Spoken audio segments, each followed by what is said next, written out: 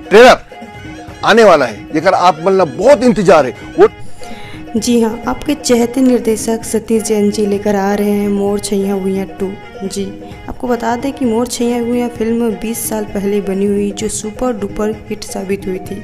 Film में record तोड़ performance किया हुआ है और फिल्म का एक अलग ही इतिहास है। आपको बता दें कि इस फिल्म में अनुज शर्मा ने और शेखर सोनी ने जो है बखूबी रोल किया हुआ है और ये फिल्म जो है ब्लॉकबस्टर साबित हुई थी।